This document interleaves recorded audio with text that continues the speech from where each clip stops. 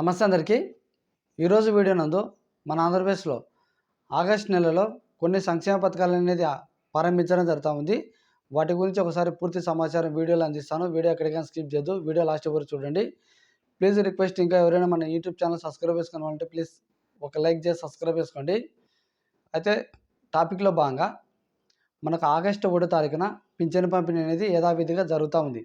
అంటే పాత పింఛన్లు మనకు ఇవ్వడం జరుగుతూ ఉంది. అయితే పాత పింఛన్ల పాటు మనకు కొత్త పింఛన్ అనేది కూడా ఆగస్టు 1వ తారీఖున మనకు ఇవ్వడం జరుగుతూ ఉంది. ఏ పింఛన్లు అంటే స్పౌస్ పింఛన్లు, భర్త పింఛన్ తీసుకుంటూ ఒకవేళ భర్త చనిపోతే భర్త నుంచి భార్యకి ఇవ్వాలని చెప్పేసి డిసైడ్ అయింది. కాబట్టి అటువంటి వారు అప్లై చేసుకున్న వారికి 1,09,155 పింఛన్లు మనకు ఆగస్టు 1వ తారీఖున కొత్త పింఛన్లు ఇవ్వాలని చెప్పేసి గవర్నమెంట్ అయితే కనుక నిర్ణయం అయితే తీసుకోవడం జరిగింది. అయితే ఈ పింఛన్లో ఇంకొక అప్డేట్ అయితే రావడం జరిగింది. పింఛను ఒక చోటు నుంచి ఇంకొక చోటికి మార్చుకుంటే కనుక ఇక్కడ ఒక చిన్న సమస్య అయితే ఉంది. ఏంటి సమస్య అంటే కనుక మీరు ఒక చోటు నుంచి ఇంకొక చోటుకి మార్చుకుంటే కనుక పింఛను ఖచ్చితంగా గ్రామవార్డు సచివాలయానికి వెళ్ళి, మీరు ఏ సచివాలయానికి అయితే మార్చుకుంటారో ఆ సచివాలయానికి వెళ్ళి పింఛన్ అనేది మ్యాపింగ్ అయితే చేసుకోవాలి. పింఛన్ పంచేటువంటి అధికారి ఉంటారు కదా, ఆ అధికారికి మ్యాపింగ్ అయితే చేసుకోవాలి. ఈ విషయాన్ని ఎందుకు చెప్తున్నానంటే కనుక మనకు గ్రామవార్డు సచివాలయం ఉద్యోగస్తులు అందరూ ట్రాన్స్ఫర్ అయినారు. అంటే పాత వాళ్ళు వెళ్ళి కొత్త వారు అయితే రావడం జరిగింది. ప్రతి ఒక్క సచివాలయంలోకి కొత్త వాళ్ళు అయితే రావడం జరిగింది. అంటే ఇక్కడ కొత్త వాళ్ళకు ఆ గ్రామంలో ఉన్నటువంటి ప్రజలు కానివ్వండి, లేకుంటే ఎంతమంది ఈ పింఛన్ తీసుకుంటున్నారు అనేది ఐడియా ఉండదు. కరెక్టే కదా, వాళ్ళకు ఎటువంటి ఐడియా ఉండదు. కాబట్టి మీరు పింఛన్ ట్రాన్స్ఫర్ చేసుకున్న తర్వాత ఆ సచివాలయానికి వెళ్ళి పలానా క్లస్టర్లో ఉన్నాము, ఆ క్లస్టర్లో ఎవరైతే పింఛన్ పంచేటువంటి అధికారి ఉన్నారో ఆ అధికారికి మ్యాపింగ్ అనేది చేసుకోవాలని చెప్పేసి వాళ్ళకి చెప్తే వాళ్ళు మ్యాపింగ్ అయితే చేసుకుంటారు. లేదు చెప్పలేదంటే కనుక ఏదో క్లస్టర్లో అయితే మ్యాపింగ్ అయితే చేసుకుంటారు వాళ్ళు. ఎందుకంటే పైనుంచి వాళ్ళకి అధికారికి ప్రెజర్ వస్తుంది కాబట్టి ఏదో క్లస్టర్లో మ్యాపింగ్ అయితే చేసుకుంటారు. చేసుకోవడం వల్ల ఇబ్బంది అవుతుంది. ఉదాహరణగా మీరు 4వ క్లస్టర్లో ఉన్నారు, మ్యాపింగ్ వచ్చేసి 1వ క్లస్టర్ ఏంటి. మరి 1వ క్లస్టర్ అతనికి పింఛన్ పంచేటువంటి అధికారికి ఈ వ్యక్తి ఎవరో నాకు తెలియదు అని చెప్పేసి డబ్బులు రిటర్న్ కడతారు. రిటర్న్ కట్టినప్పుడు అప్పుడు మీరే ఇబ్బంది పడతారు.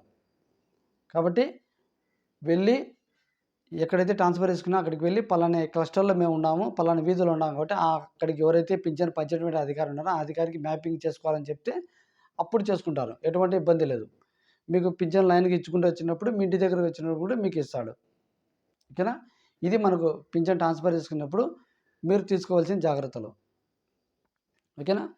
రెండోది, ఆగస్టు 2వ తారీఖున మనకు అన్నదాత సుఖీభావ పథకం అనేది ప్రారంభించడం జరుగుతూ ఉంది. ఈ పథకం చాలాసార్లు వాయిదా పడుతుంది. లాస్ట్ ఫైనల్గా వచ్చేసి మనకు ఆగస్టు 2వ తారీఖున అయితే కనుక మనకు ఫైనల్గా అయితే రావడం జరిగింది. కాబట్టి మొదటి విడత వచ్చేసి మనకు ప్రారంభించడం జరుగుతూ ఉంది. యాక్చువల్గా మనకు 15వ తారీఖు ఇవ్వాలని చెప్పేసి అనుకున్నారు. కాకపోతే కనుక డేట్ మారింది. ఏ రోజైతే పీఎం కిసాన్ రిలీజ్ చేస్తారో అదే రోజు ఇవ్వాలని చెప్పేసి మన రాష్ట్ర ప్రభుత్వం కూడా డిసైడ్ అయింది. కాబట్టి ఆగస్టు 2వ తారీఖున పీఎం కిసాన్ రిలీజ్ చేస్తారు. కాబట్టి అదే రోజు ఈ మన రాష్ట్రంలో కూడా అన్నదాత సుఖీ పథకం ఇవ్వాలని చెప్పేసి డిసైడ్ అయింది. కాబట్టి ఆగస్టు 2వ తేదీన అయితే ఇవ్వడం జరుగుతూ ఉంది.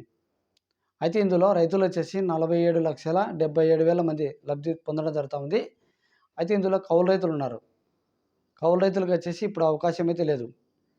కౌలు రైతులకు వచ్చేసి డిసెంబర్, జనవరిలో అవకాశం అయితే ఉంటుంది. ఎందుకంటే కనుక వాళ్ళకు ఇంకా మనకు సాగు చేయలేదు కాబట్టి వాళ్ళకు ఇప్పుడు డేటా ఆధారంగా డిసెంబర్లో కానీ జనవరిలో కానీ ఇచ్చే అవకాశం అయితే ఉంటుంది. పూర్తి అమౌంట్ ఒకటేసారి ఇస్తారు.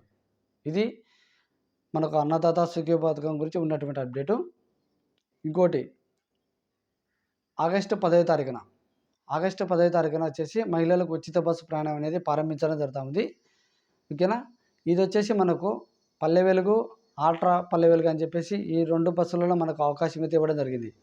అయితే మన ఆంధ్రప్రదేశ్ రాష్ట్ర వ్యాప్తంగా ఎక్కడికైనా ప్రయాణం చేయవచ్చు ఫ్రీగా మహిళలకి. అది కూడా కేవలం మహిళలకు మాత్రమే. అయితే కనుక మహిళలు ప్రయాణం చేయాలంటే కనుక బస్సు ఎక్కిన తర్వాత ఖచ్చితంగా టికెట్ అనేది తీసుకోవాలి. అది 0 టికెట్. టికెట్ తీసుకున్న తర్వాత డబ్బులు కట్టాల్సిన అవసరం లేదు.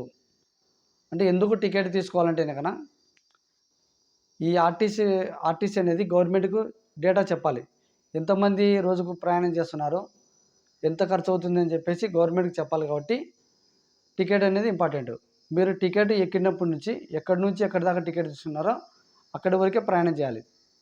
లేదు ఫ్రీ బస్సులు అని చెప్పేసి అట్నే కూర్చుంటే కనుక అది కరెక్ట్ కాదు. కాబట్టి మనకు టికెట్ అనేది తీసుకోవాలి. టికెట్ అనేది ఎక్కడి దాకా తీసుకుంటాం, ఎక్కడి వరకు దిగుతామని చెప్పి టికెట్ అనేది తీసుకోవాలి. తీసుకున్న తర్వాత అక్కడ దిగేసి వెళ్ళిపోవాలి. తర్వాత నువ్వు ప్రయాణం చేయాలంటే మళ్ళీ బస్సు ఎక్కాలి. ఓకేనా? ఇది మనకు ఉన్నటువంటి అప్డేటు. ఇందులో ఉచిత బస్సు ప్రయాణం అమలు చేసిన తర్వాత ఇందులో ఆటో వాళ్ళు నష్టపోతారని చెప్పేసి వాళ్ళకు కూడా తొందరలో మనకు గతంలో జరిగిన వాహన మిత్ర ఉండేది కదా, వాళ్ళకు కూడా లబ్ధి చేకూర్చేలా వాళ్ళకు కూడా ఇవ్వాలని చెప్పేసి గవర్నమెంట్ అయితే డిసైడ్ అయింది కాబట్టి ఆ రోజు ఇచ్చే అవకాశం కూడా ఉంది ఆటో వాళ్ళకు కూడా. వాహన మిత్ర అని కదా పేరు మార్చి వాళ్ళకు కూడా ఏదో ఒక పథకం పేరు పెట్టి ఇవ్వాలని చెప్పేసి డిసైడ్ అయింది ఈ ఆటో వాళ్ళకు కూడా. ఇది మనకు ఉన్నటువంటి అప్డేటు. ఇందులో మీకు ఏదైనా డౌట్ ఉంటే కామెంట్ రూపంలో తెలియజేయండి. ఇంకొక విషయము, నేను ఇంతకుముందుకు సదరన్ సర్టిఫికేట్ల గురించి ఒక వీడియో అయితే తీయడం జరిగింది. దివ్యాంగుల పింఛన్ల వెరిఫికేషన్ గురించి ఒక వీడియో అయితే తీయడం జరిగింది కదా, వాటికి సంబంధించి మనకు ఈ నెల 20వ తారీఖు నుంచి మనకు సర్టిఫికేట్లు అనేది సచివాలయంలో ఇవ్వడం జరుగుతుందంటే కనుక అక్కడికి వెళ్ళి నేను చెక్ చేశానండి. ఇంకా లాగిన్ అనేది పనిచేయట్లేదు. అది పింఛన్ పంపిణీ చేసినాక ఓపెన్ అవుతుందని చెప్పేసి అధికారులు అయితే చెప్పడం జరుగుతుంది. కాబట్టి పింఛన్ పంపిణీ అయిపోయిన తర్వాత మనకు ఈ ఎవరైతే కనుక వెరిఫికేషన్ పోయించిన వాళ్ళు ఉన్నారో, దివ్యాంగులు ఉన్నారో వాళ్ళ సర్టిఫికేట్లు అనేది మనకు సైట్ అనేది ఓపెన్ అయిన తర్వాత ఇస్తామని చెప్పేసి మనకు చెప్పడం జరుగుతుంది. కాబట్టి అంతవరకు ఉండాల్సిందే. ఓకేనా? ఇది ఇప్పటి వరకు ఉన్నటువంటి అప్డేటు. ఇందులో వీడియోలో మీకు ఏదైనా డౌట్ ఉంటే కామెంట్ రూపంలో తెలియజేయండి. వీడియో నచ్చితే ఒక లైక్ చేయండి. మరింత సమాచారం కోసం మన యూట్యూబ్ ఛానల్ సబ్స్క్రైబ్ చేసుకోండి. ధన్యవాదాలు.